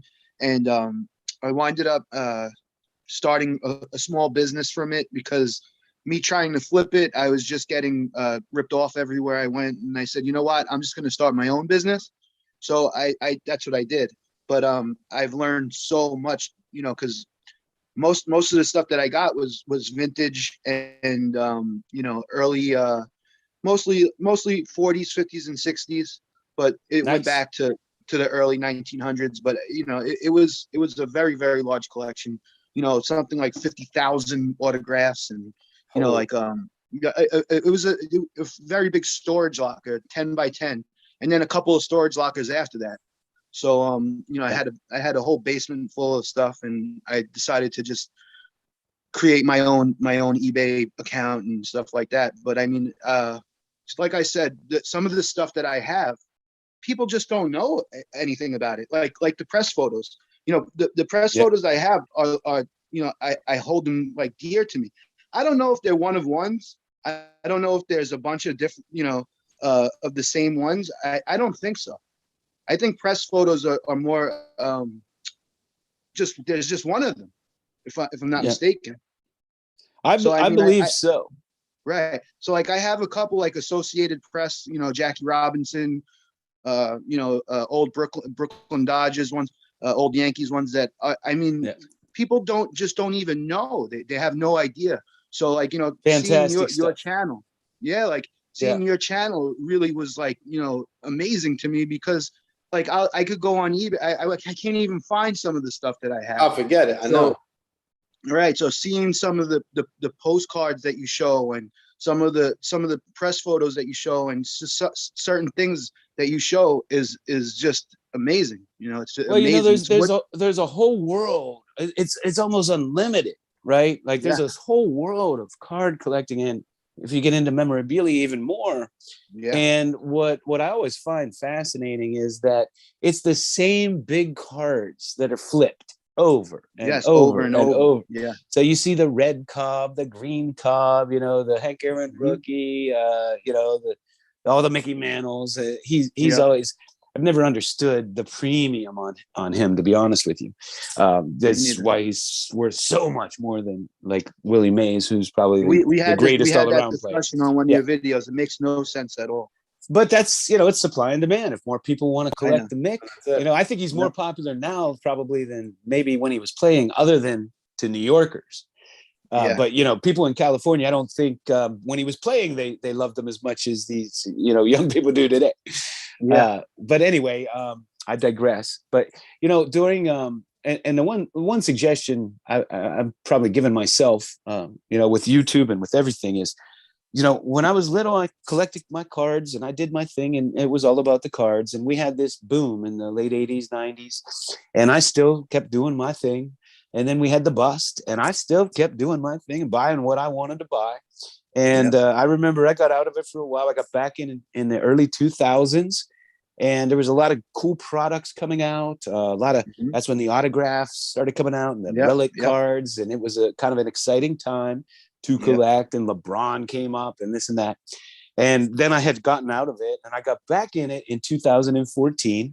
And at that time, I was depressed about the direction of the hobby in 2014, because I'm on there buying vintage cards for less than I bought them in 2001, right? And I'm like, this is the end of the card market. Like, no new people must be buying cards, and it's depressing that I can pick up these vintage, Hall of Famers, rare cards for $40 or $30 or whatever. I remember I couldn't, it was hard to give a Mike Trout rookie away. I was buying them by the stacks, and I tried to sell off some doubles, and they're selling for $30 or whatever. Wow. And so I just kept collecting, and now here we are, right? And all of our collections have gone up exponentially. Yeah. And if you're not an investor, right? Like, it actually hurt me, because I'm not selling anything. I'm buying, right? So now I got to get higher insurance, and it's hurting what I can buy.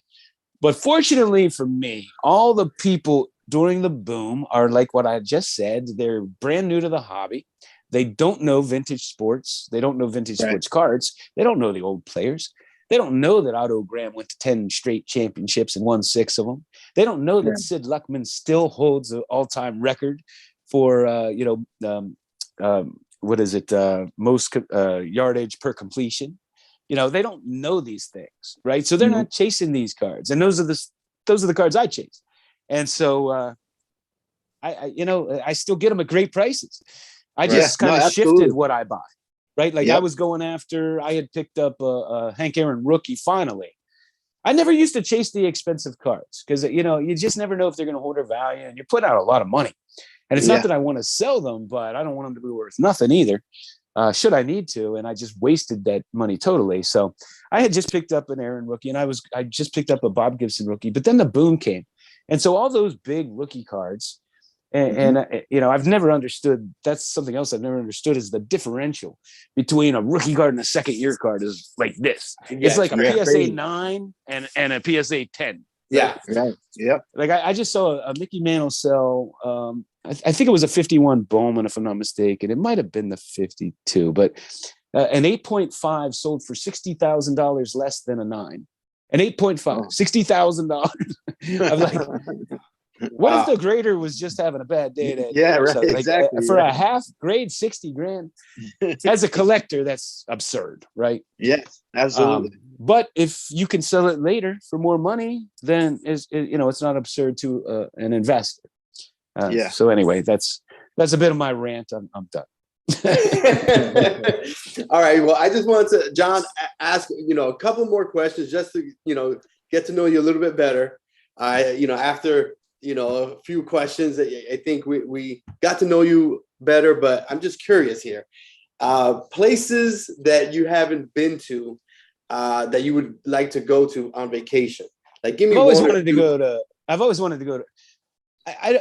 I'm not like, I live at the beach, so I'm not one to go sit on the beach. I like to go, I've been all over the world. I mean, Pakistan, United Arab Emirates, Asia, you name it, for Africa. Met my wife in Cotonou, Benin, West Africa.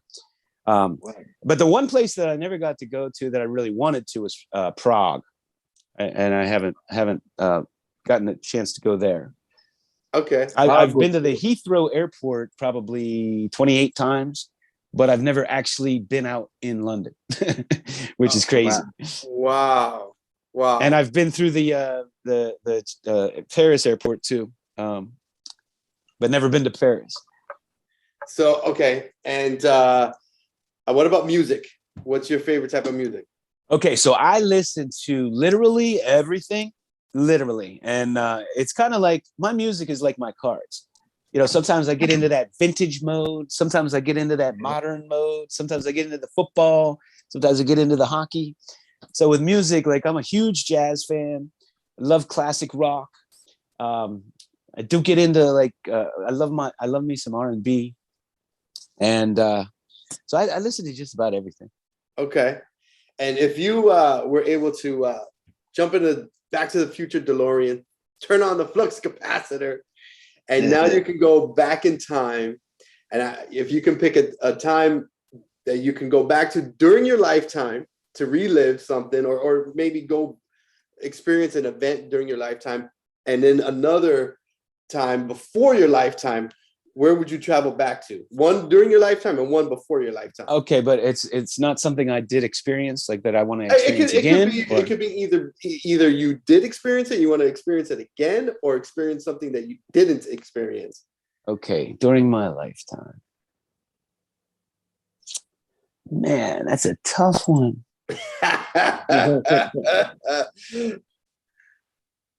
So many cool events. Well, I'll tell you, during my lifetime, the one thing that I regret is, like, if you grow up now or you live now, you can video and take pictures of everything. Right. And I did things like I got, hitting lessons from Willie Stargell in Three Rivers Stadium. Wow. And I don't have a single picture or video. And I went to Steve Blass's baseball camp and don't have a single picture. I have one picture. This is like a group photo. And, played in all-star games, and I don't have any video of me playing. Wow. So I would go back and pick one of those and video it. That's what I would do. That's cool. Before my time, man, I got to go see if Babe really called that home run. Oh, that's good. I gotta know. There's so much controversy. I want to be sitting right behind home plate, and so I could hear what he's saying. All right, I like that. And okay, one for future. If you were to go future, is there an event or just a certain time period that you maybe you're expecting to happen in the future that you would like to go and see, experience, just anything? Well, I'm ashamed to say I've never been to the Baseball Hall of Fame, so I'm going to do that in the future. Oh, there you go. Yes. Okay. Well, I went. This was quite a number of years ago, but my goodness, it's not like an easy way to get there. I look again. I don't know if things have changed, but holy moly, it was an adventure. You get off the highway and you're going through hills, up and down, little streets. It's crazy. And I tell you, look, I said I was there. I don't know, 10, 15 years ago, something like that. Your collection. Now, again, I don't know if they've changed it, but I mean, their collection is of high quality. Don't get me wrong, but your collection has them beat. Again, I don't know if they've changed things since then, but man. Well, here's something interesting. When you mentioned the Hall of Fame, it just reminds me of a really cool story. And if I can find it, I have this Walter Johnson card, and it's the it's the only one PSA is graded. So it's the picture on their website. When you go and you look up this set, this is the photo that you see, and it's a 1922 W575-1. If anybody wants to go on to PSA's Pop Report or whatever and look this up, this is the card you see. So it's the only one that the PSA has ever graded. So a guy on Facebook in one of the card groups, he posted a picture of this card in an SGC holder, and he was at the Baseball Hall of Fame, and he was at a little card store, and he was like, posted it. He's like, "Has anybody ever seen one of these before? Is it worth the money?" And I messaged him right away, and I said, "Buy it, jump on it," because that's only the second example I've ever seen in my life. And so he bought it. He was very proud. So, but I always have that fun story. That's what YouTube's about. That's what the Facebook groups are about, like sharing this knowledge, because he had no idea. He didn't know at that time. He could have walked away from there, found out, and regretted it for the rest of his life. Of course. But because of social media, because of these groups, we could share this kind of thing. Yes. Yes, and I try to do that also. You know, I also have collected comic books. Have a lot of old vintage comic books, and you know, it seems like comic books are starting to pick up some steam. So I like to you know, share that, and I always mention that, like, hey, you see this out in the wild? And I don't have a comic book right here, but you know, if you see this out in the wild in a flea market, in an attic somewhere, you know, you need to buy this. You know? You know, it's just sometimes you never know. You never know. Okay, I've got one last question before I'll ask Eddie for you know, any final thoughts. But what is something that we may not know about you that is maybe surprise us? You know, we know about the nunchucks, but you know, I don't know. Maybe you have another skill that we know what you and I are both in the same industry, which was pretty shocking. That's pretty funny. Yeah.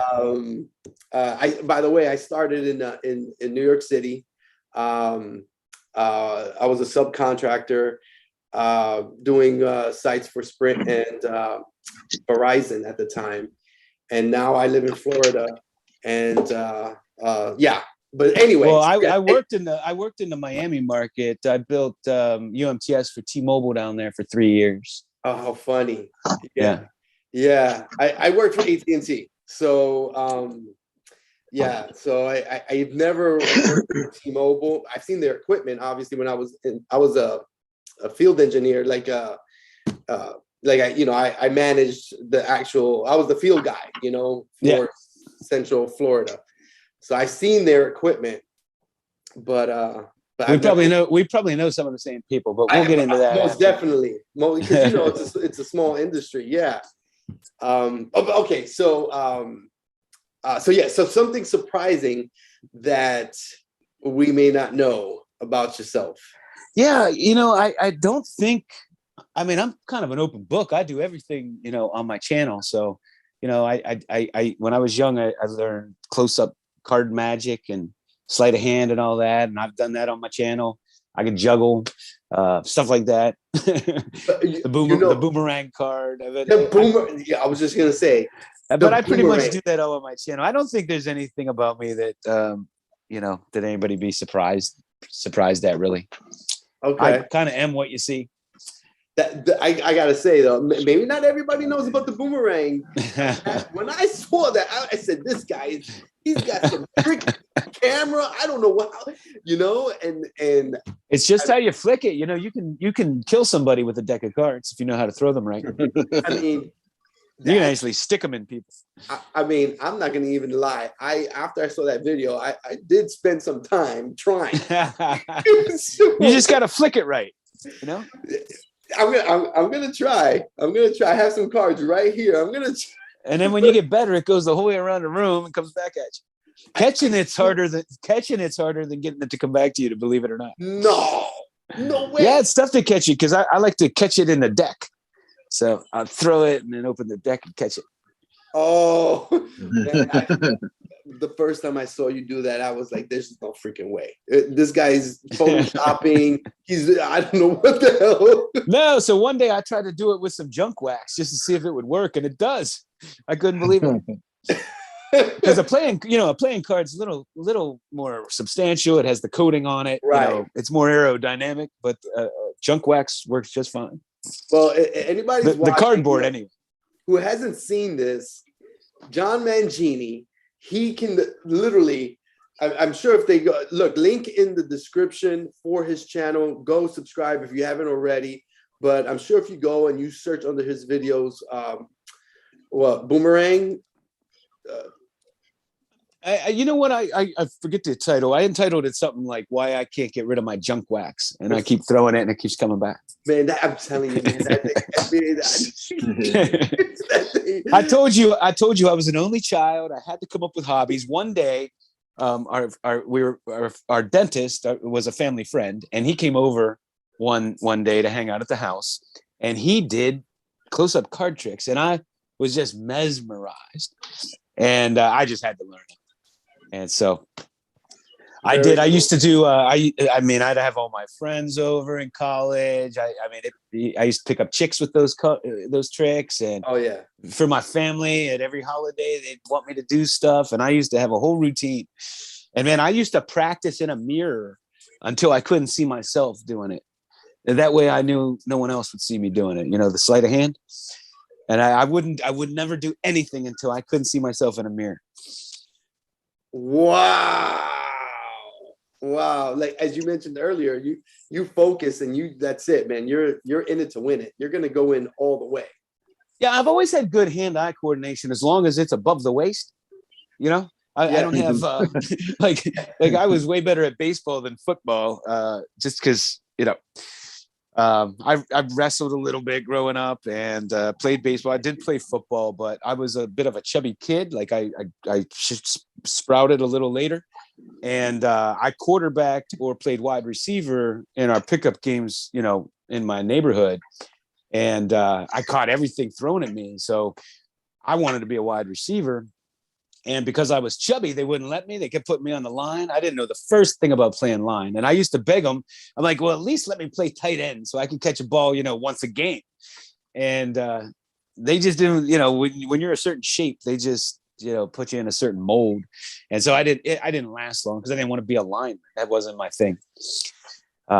So anyway, I enjoyed playing. I really enjoyed playing football, actually, but not lineman. What about running back? Yeah, I used to play running back in my neighborhood, and I was like I was one of those kids that got bigger early and then didn't really grow after that. And so in my neighborhood, nobody could tackle me. So I just run over everybody. And one day we were playing in the snow, and I used to go up against, you know, 2 or 3 kids, like they'd line up in front of me and I'd run them over. And we were playing in the snow, and I ran into them, and I slid on the ice. My feet went right out from under me when they hit me, and my head smacked off the ground. Oh, and boy. man, I saw stars. Yeah. When my head hit, I immediately jumped up and ran home. And I've never been in that much pain before. Oh, dang. And let me tell you something. I went through the windshield of a car once, hit a tree head on, where the car went up like this and slammed back down, and half of my hair and scalp was in the windshield, and it didn't hurt as bad as that.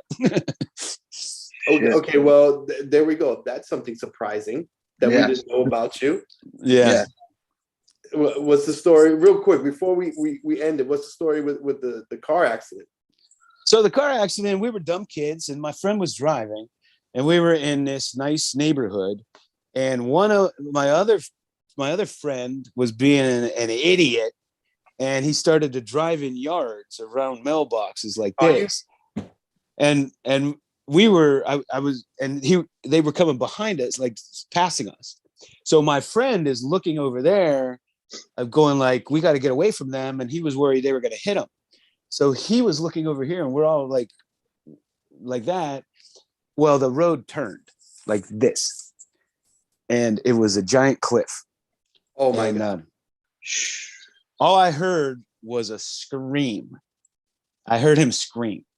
And we went airborne, and eyewitnesses said that when the car slid down, hit a tree, and went up against the tree and slammed back down. Holy shit. And I was fortunate because I turned around and I went in backwards, but he had to have like 3 plastic surgeries in his forehead to get all the glass out. It would come out for years later, look like pimples.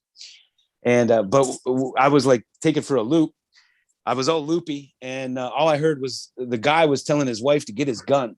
And I remember one of my friends was going, please, sir, don't shoot us. We've been in an accident. And we all went to the hospital. And the funny thing is I fought for the front seat, and I had a big friend. He was our fullback, and played fullback at East Carolina too. But anyway, he was a big dude, and I was like, "You get in the back seat. I got the front seat." And he didn't have a mark on him. Oh, so that was the last time I ever fought for the front seat. Let me tell you that. Yeah, man. Damn. Yeah, my dad was in a bad car accident, and same thing. He had glass coming out of his head for a very long time, man. Well, we went to the junkyard to see that car, and it was so, I mean, we were so blessed to walk away. I mean, the seat was like this close to the dashboard, and there were 2 holes in the windshield with our hair and blood. Oh my God. I mean, just hair sticking out of the mangled glass. It was, after I saw it, I don't know how I walked away from it. Yeah. You know, I'm glad that everybody survived, but the chosen roster says, obviously they never found his scalp. Yeah, my hair is still there.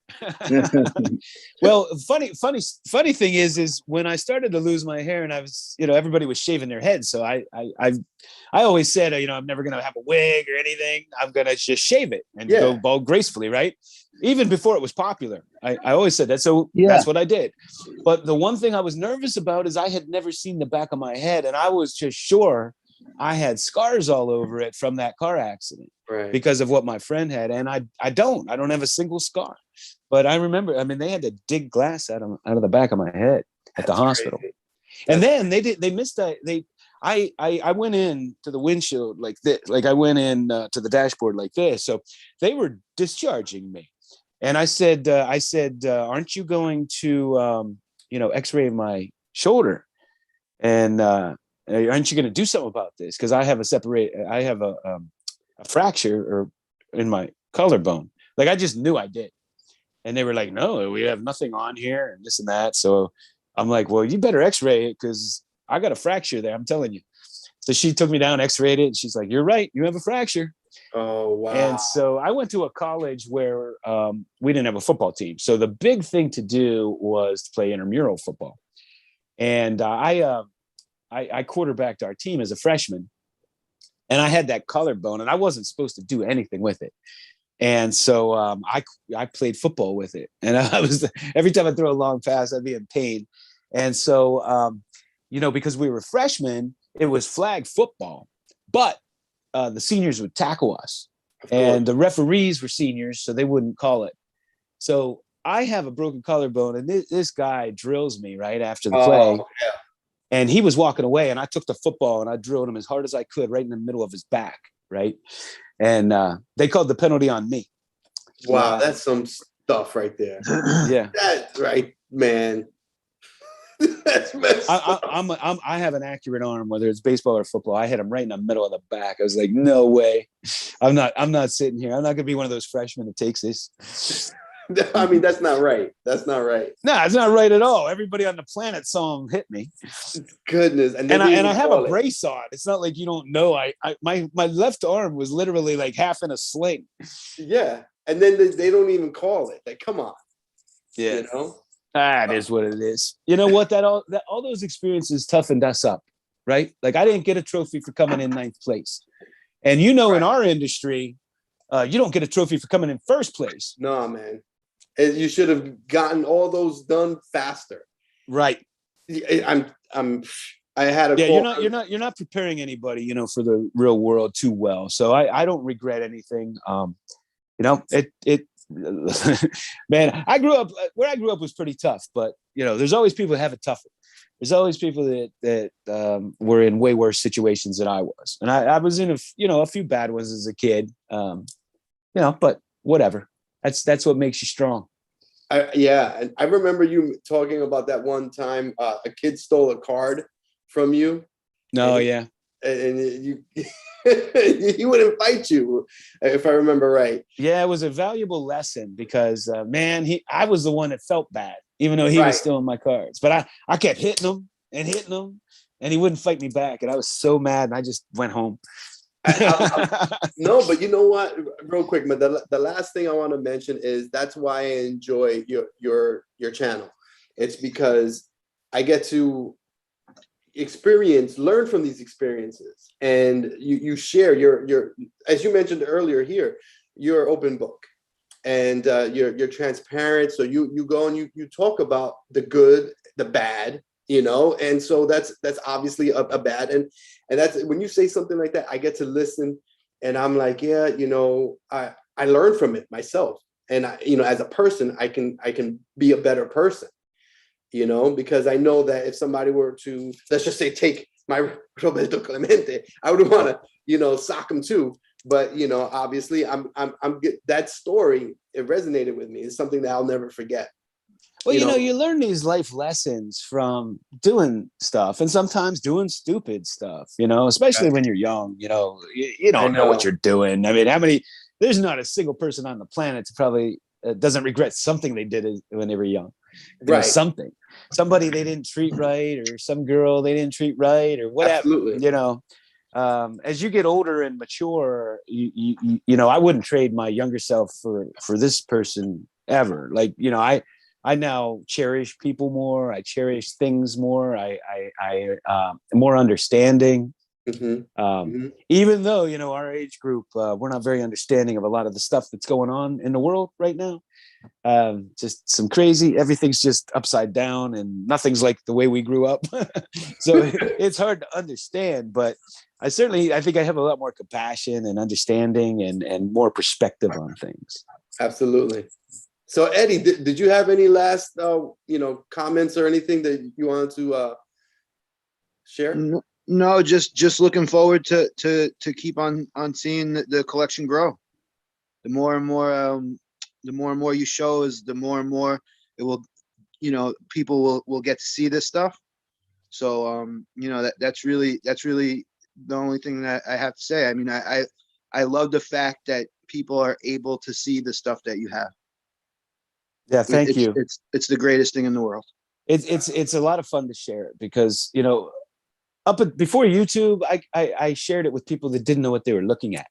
Right. You know, I mean, like my family would come over. Oh, that's so cool, just because they like the player or whatever, but they really don't know what they're looking at. Exactly. You know, and so it's nice to be able to share it with people that know, you know, and have the same passion. Right. And it's so funny. A lot of the times, you know, you showed the Honus Wagner, the one that came in the gum, the pin, the circle. Yeah. I mean, right there, I've never seen that before in my life. Well, you know, I get asked all the time, what's your one card? And I don't have one, but that seems to be always the one I go to. It's just, to me, it's just an extra special card in my collection. Yeah. And if I had to only pick one, which I'm not sure I could do, this would probably be it. But as I told you, the T206 is my dream card. So this is probably as close as I'll ever get. So that right there, how much? I know you don't really know, you know, numbers, but do you have any figure in mind? Like how much could I expect to have to pay for one of those? I would imagine in this market, I don't know, somewhere maybe 25 to 3 grand, 2,500, 3 grand probably. Yeah, that's a guess.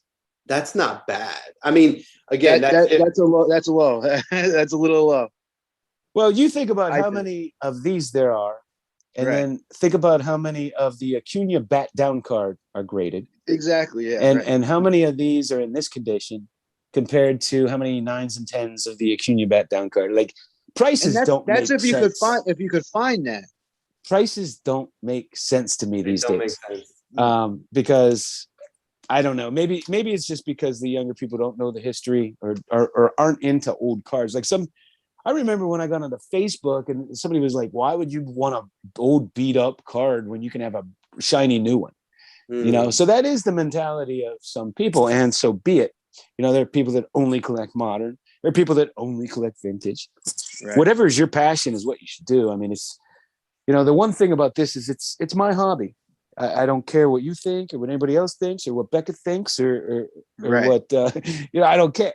I don't care what Topps thinks. Like, this is my hobby. I can collect what I want to collect. Yeah. I prefer the organic rarity to the manufactured rarity. Organic rarity has a story.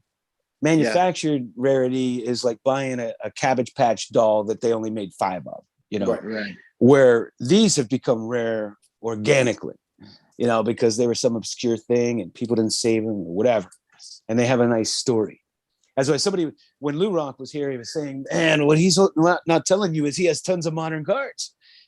And what I said was, it's not fun to show them. What am I going to say? I pulled this from a pack yesterday. Like what's exciting? There's no story to go with the cards. You know, So I'll give you a quick I can't story, say right? this is the rarest Willie Mays on the planet. You know, you can't do that.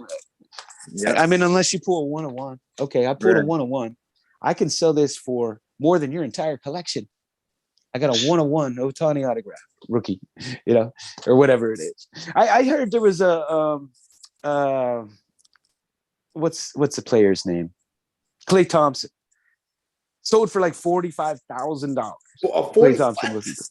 This is when you know the hobby has lost its mind. I mean, he's a good player. Don't get me wrong, but he's not a $45,000. But he's not $45,000. What was it? Luka Doncic, 4.2 million. Yeah, just don't make sense. What the F? Yeah, I mean, there's a lot of things that are out of whack. I'll tell you a quick story that you'll like, right? So in the collection I bought, there was a Mets floppy bucket hat, and it had Mr. Met on it. And I didn't know what it was. It was an old beat up bucket hat, and I put it up for like $10. And an old man winded up messaging me about it, saying that it was from when Shea Stadium opened. Oh, wow. That they gave out this hat. So he wanted to buy it, obviously, and you know he was asking, "Are you sure that $10 is sufficient?" I said, "Of course. I didn't even know anything about it. I want you to have it at this point." Yeah. So I mean, like things like that, you know, through the collection that I bought and the stuff that I had, like that's the type of stuff that I had. Like, you know, it's so that was so cool to me that it defeated the value of it. You know, right? It was absolutely more, right. So, and it probably meant more to him. And right, exactly. You know, a lot of us that collect cards, I mean, that's what it is. It's this nostalgia. We go back to the ones we had as a kid or didn't have as a kid and wanted. Right. And that's what we're buying. You know, I buy the cards that I used to see in card magazines, the early days of card magazines, like Baseball Cards magazine here. Yes. And, you know, I had just a couple of these magazines, and I'd see these cards and want them so bad and couldn't find them anywhere. So when I got older and had a few bucks, I got them. Yeah. And that's what happened to me. You know, I've always wanted to have a nice collection of cards, and I couldn't, you know, really afford everything. But once I started working and I didn't have, you know, I was still living at home. I didn't have bills really, you know, and I just had to pay for the gas that took me to the card shop. That's it. Same here. So I mean, I bought way more then living at home than when I first moved out. Exactly. That's the large majority of my collection was obtained when I started working to when I left my house. Yeah. I mean, obviously I've collected after, but my big cards, you know, like this, that it was during that time period. Like, man, I've always wanted that card. Yeah. And, you know, I could do it. Nobody's going to tell me, hey, that's too much money for you know. Right. You know, but John Mangini, the Mangini Collection, thank you so much for taking out the time, sitting with us. And I really do feel that I got to know you. We got to know you. Everybody got to know you. Anybody that's watching, please drop a like on this video. A link to his YouTube channel is in the chat right now. When the live is over, I'm going to go ahead and add a description with his link. Subscribe to his channel. It's well worth the subscription. You know, to subscribe to his channel, because the wealth of knowledge, the content, the just everything, you're gonna grow as a collector. John G, I see you in the chat, man, for sure. Hey, I just want to say I appreciate you've given me a few shout outs, and you've talked about my collection, both of you, and I really appreciate it. I appreciate you having me on. I'm glad you reached out. This has been fun. Yep. I might watch this and regret some of the things I just said. I'm just honored to be here with you, man. I'm happy that I was here. I tried to like get some like crazy, you know, the car accident was pretty crazy. So at least we got that. We got the, you know. Yeah. So once again, John, I appreciate it. Thank you so much, everybody. Everybody have a good night. Yeah. Good night, guys. Good night. Thanks. Good night, and don't everybody. forget, Good luck in all your collectible decisions. Let them all be profitable.